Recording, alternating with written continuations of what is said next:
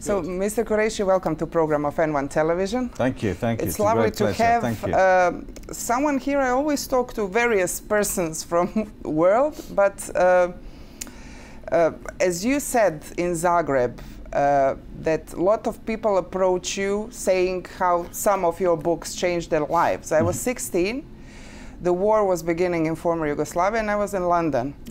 And I didn't know, you know, will I come back or not? And I was coming back with the last plane of Yugoslav Aerotransport who came to Zagreb airport with your book, Buddha from Suburbia. You know, so these are these moments in life that kind of you remember. Yeah. How are you feeling? You've been through COVID recently. How are you? I'm okay. I'm a bit tired. I had it for about 3 months. I was really low, and I just thought it was age.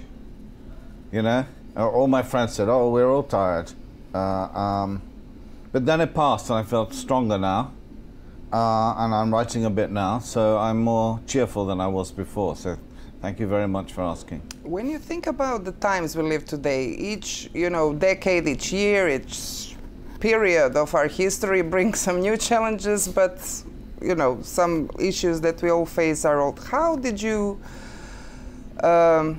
understood this age of pandemic and lockdown, and what were you thinking about through this time? Well, the lockdown I enjoyed. We had a great time because I live near my kids. I have three boys, one of whom, Carlo, is here with me. And it was beautiful, London, because it was empty, you know. And it's the first time in your life you could just cycle around London without any traffic, which I've never done before. You could go to Piccadilly Circus, Trafalgar Square, no people. Mall, just cycle around in the spring. It was very beautiful, and spend time with the kids and walk the dog. So I found it very relaxing. But of course, we face real problems today in the world, you know, which are to do with climate change particularly, which is the real danger, to do with racism, and certainly in the UK we have the collapse of the economy and the possibility of recession. We have huge inflation, which is 10%. So it's very, very difficult for young people, and very difficult because when I was young in the end of the 60s and through the 70s, I think we had a great sense of hope, of possibility, because of the revolution of the 60s, because of anti-racism, because of feminism, because of the gay movement, that there was a sense of progression, that new people would have their voices. But I feel for young people today it's quite dark.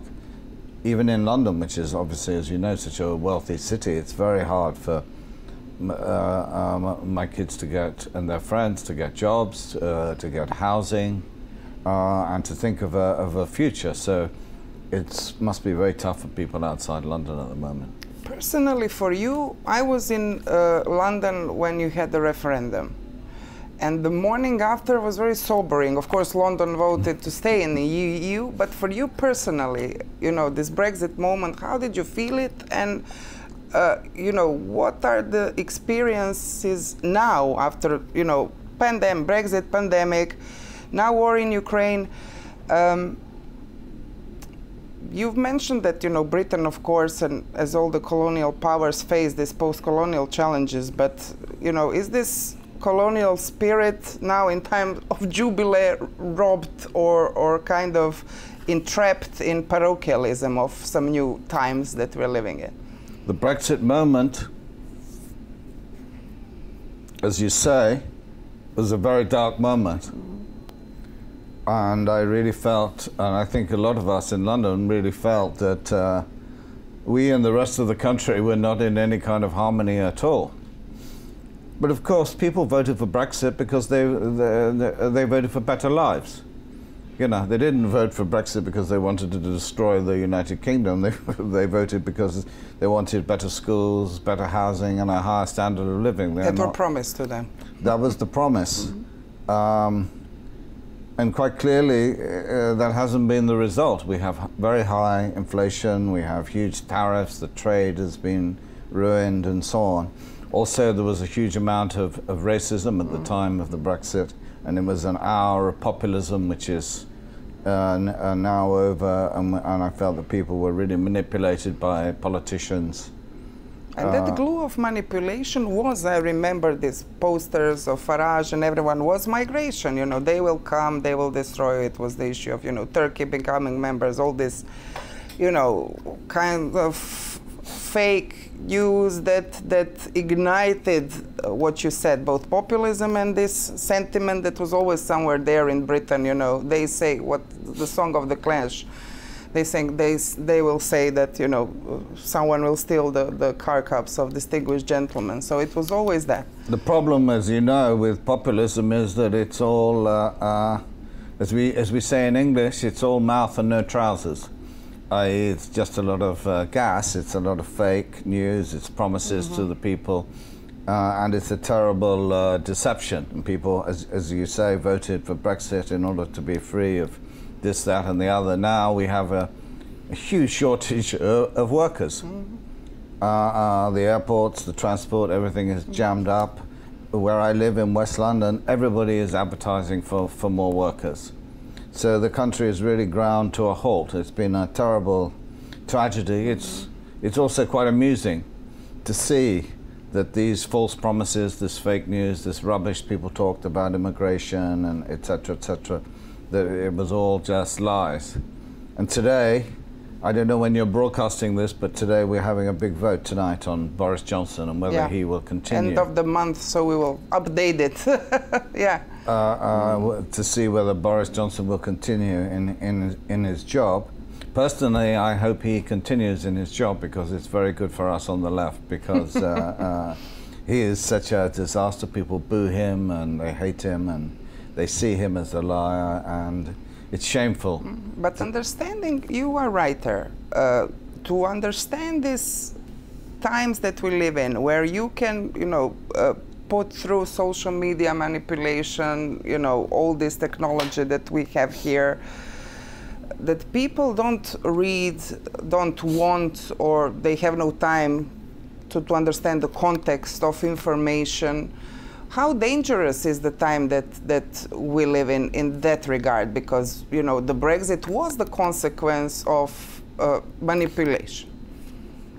Well, what you say, that the Brexit was a consequence of manipulation, suggests that what we need is education. We need people who are educated enough to show that we really live in a democracy. If you want to live in a democracy, then you have to participate in the democracy, then you have to think, you have to read, and you have to make decisions based on what we used to call the truth. And we need a much fairer, much more equal education system. You know, I was very lucky. You know, I grew up on the what we used to call the 1945 agreement. After the war, we had we had a government which provided. I grew up, my father was an immigrant, my mother didn't work, she's what we used to call a housewife, and I had free health, free dentistry, free education, free for university. Then I went to work at publicly funded institutions, the BBC, the National Theatre, the Royal Court, and so on. So if I was able in this, in that society to flourish, it was because of what the state provided me with and enabled me to become the writer that I am. It's much more difficult for young people now. Luckily, one of my sons, Carlo, he's on the BBC Writers' Scheme. He's got a break, he's being taught to write, and I hope he will flourish and become a writer. So the fact that we support young people and help them to flourish is really important for our future. Neoliberalism,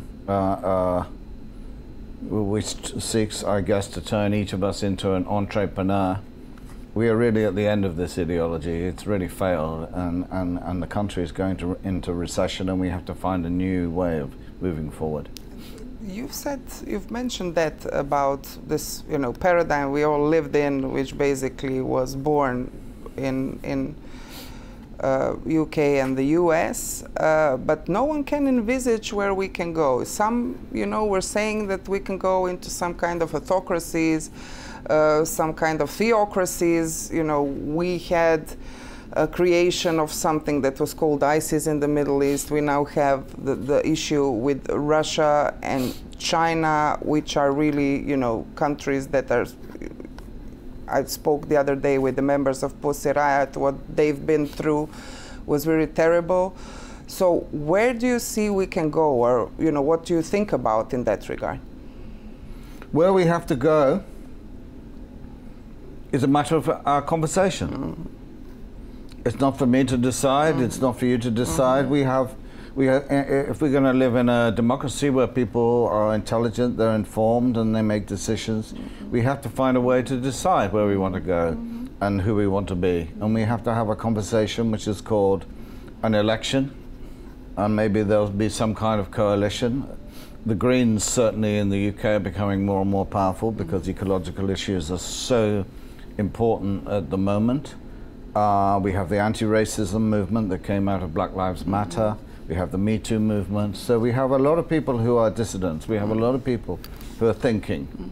So I don't think we should decide arbitrarily, well, we're going to do this, that, or the other. I think we have to have serious, intelligent conversations. That is a democracy, and then we vote, and then we keep on thinking about who we're going to be and how we want to live and how we're going to solve these problems. We have to decide what the problems are, and then we have to get together and think about what we're going to do about them. So for me, it's not like saying there's a blueprint, we should do X, Y, and Z. I think we must have these conversations among ourselves. I think, as you say, the Brexit conversation was so awful.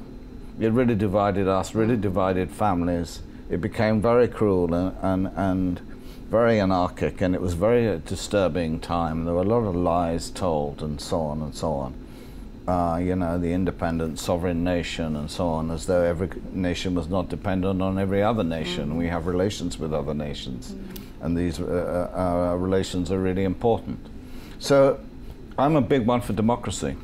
And democracy to me means writing, it means conversation, it means newspapers that tell the truth, we need forums where we can talk and so on. So that's how I see that we can proceed. Conversation, education, informed electorate. Yeah, that's it. Very important three things that kind of, what you've mentioned, disappeared from the focus of what a democracy is. What's the, how to say, importance of literature in these times of disruption? They say, you know, our kids don't read as much as we did before the internet, but I see that, you know, books are being sold, being read in digital forms. So what can we do with this literature for this 21st and 22nd century? I read a lot when I was a kid. Mm-hmm. You know, I went to my room in the evening and there was nothing else to do but to read. I went to the library literally nearly every day, and I have a huge collection of books and I still read. Two of my kids now have started to read. They read a lot of American literature. They read big books, serious books. They read people like Don DeLillo and Jonathan Franzen and so on. But they're very well informed. I don't know where they get their information from, Twitter, Facebook. They read serious journals and the New York Times and so on and so on. So, but most of our storytelling now is in the form of television. Television is our new literature, and some of the TV that through the 21st century that I've watched has been of extremely high quality and very interesting and radical and thought-provoking. Literature has a place, because most of television and most of cinema comes out of writing. I mean, it either comes out of novels, short stories, or plays, or it comes out of original scripts, which are also written by people. So despite appearances, we still live in a literary economy. Everything that you see on TV, everything you see on the news, everything that you read on Twitter, interesting articles and so on, is all written by somebody. Mm-hmm. So despite people talking about the death of the word, I don't consider that to be the case at all. You've mentioned TV. TV series are very popular today. Have you seen The Crown? I saw The Crown, and I remember that the TV series The Crown was initiated by my dear friend Stephen Frears, Yeah. who made a show called The Queen, with the very beautiful, sexy Helen Mirren playing the Queen, who is not at all like that, though she's a very dignified woman. And it's important that we have TV shows that address our politicians, our royal family, our institutions, and so on, in a critical way, and that we can see them and see how it actually works, because otherwise it's hidden behind these, you know, dark windows of mystery. What does the royal family actually do? What do they actually stand for? What kind of people are they? What are our politicians really like? So this new form of television that dramatizes, let's say, political or royal or other institutional moments, it's really important to us. This month was this platinum jubilee. Do you think that, you know, monarchy lost its meaning? What's the meaning of monarchy at all in today's world? Well, I think when the Queen finally passes, I think there are going to be many questions about the royal family, because, you know, the other members of the royal family don't have the mystique of the Queen. And there have been, as you can imagine, there have been many scandals around the royal family. So I think we need to have a discussion about how big the royal family is, who's in it, who's working, and what it's there for. I'm sure you're aware that when members of the royal recently went to the colonies, they were not received so warmly. And countries find it rather absurd now that their heads of state are now soon to be defunct royal families. So there are many questions around all of this. You are maybe one of the first writers who brought issues of race, of extremism. Also, you know, I remember when I saw My Beautiful on the Red, for us then in Yugoslavia, it was kind of, you see, mixed gay couple, wow. You've never seen that. So when you see, you know, after your writings about, you know, extremism, when you saw where the world ended with 9/11, with, I've already mentioned ISIS, we saw what was going on after that in Britain in, you know, more radical way than in France. Where are we with that? You know, did the British society is now ready to have this inside conversation to end this kind of to leave this kind of history behind? How do you see the reality of today in that regard? It's a very good question, because you can't leave history behind. I mean, you put it very beautifully. Can you leave history behind? Well, we know that these traumas, say the trauma of slavery in the United States, or the trauma of empire in the UK, or the trauma of the Holocaust, and so on. I mean, my father, as I said last night, his father, his mother, our family, we grew up under the empire. And we were under the empire, we were subjugated and considered to be inferior. So you can't just wipe away these traumas and say, oh, that was a long time ago, it's all over. We're still living in that. And we still have, that's why we have literature, we have philosophy, and we have conversations about that. And I'm not only thinking about the UK, I'm thinking also about France, about Hungary, about Poland, and so on, the more reactionary countries in Europe and in the EU, and how, I mean, I was always hoping that we would be part of a progressive liberal EU, that the EU, though it had its neoliberal aspects, it was also chained to a liberal aspect, which meant freedom for all individuals to live as freely as they can without interference. Yes, and liberal democracy meant that, you know, you should take care of, you know, minorities, what they say today, but this is, Britain has another story than Croatia or former Yugoslav countries, for example. But there is a part of neoliberalism which is chained to conservatism and to what is laughably called Christianity. So we have real issues in terms of freedom of people in Europe, and how we're going to live together in the future. And of course, because of its history, Europe is becoming a mixed space of people from Africa, from the so-called former third world, from Bangladesh, Pakistan, and so on, and we're all going to have to live together in the future. It's in 30, 40 years' time, Europe is going to be completely mixed in terms of race. So we've really got to figure out how to get along with each other and how to make a new world together. And we don't talk about, you've mentioned Christianity. We had terrible, thing on European continent, which was the attack in Norway by Breivik. So there's no conversation on this, let's say, white Christian extremism and radicalism. It was, Europe had this big talk about post 9/11 and during the refugee crisis and Paris attacks on Islamistic extremism, but no one talk about the other side of the coin. Well, we have to have conversations about this, and we have to see how we can make a mixed, gentle, kind, progressive Europe. Because you can't make a world by excluding people. One of the things we've realized is that those who are excluded come back. It's called the empire striking back, that those who are left out fight for their freedom and they come back and they want to integrate with the rest of the world. So we really have to confront these problems of extremism from extreme ideologies like Islamism, which is an abhorrent, an unpleasant ideology, and also from the right, yeah. The slogan of the festival of the short story that you've been a guest here in Zagreb was changes. You have this t-shirt on you. It's also the famous song I have to mention of David Bowie, of course, who you worked with, who wrote the soundtrack for the series. But of Suburbia, how important art in general is for this, change that we are in today? I'm not one of those people who thinks that art should be ideological. Mm-hmm.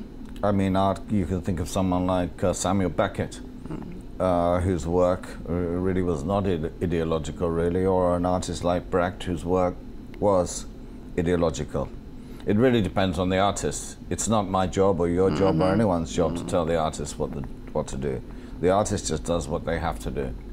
But we see that many artists now are concerned with, I don't know, making queer work, or work from the point of view of a minority, and so on.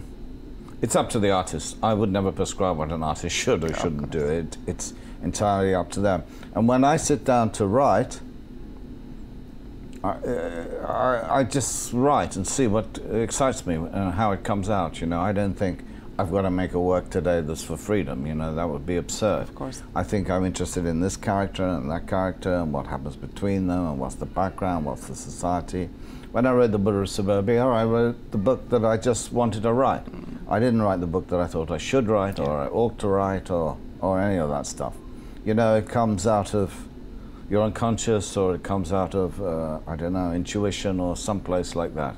So I would never prescribe any artist to do anything. I wanted to quote something from your last word, basically, because you said that, the words still matter in a sense, because we see this world, what we mentioned, there is passion for ignorance in degraded, censorious world. I don't know how to pronounce rightly this word. Do you read some new writers that you can recommend to our audience who kind of interest you at this moment?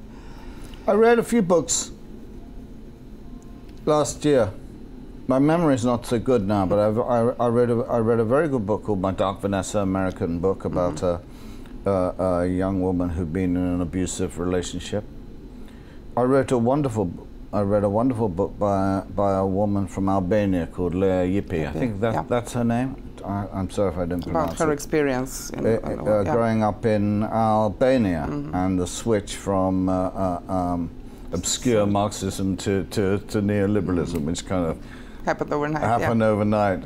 And it's a really interesting book because she's obviously a very clever woman, but she also is very good at showing, everyday life in Albania. And I remember in the 70s when I had friends who were were extreme leftists.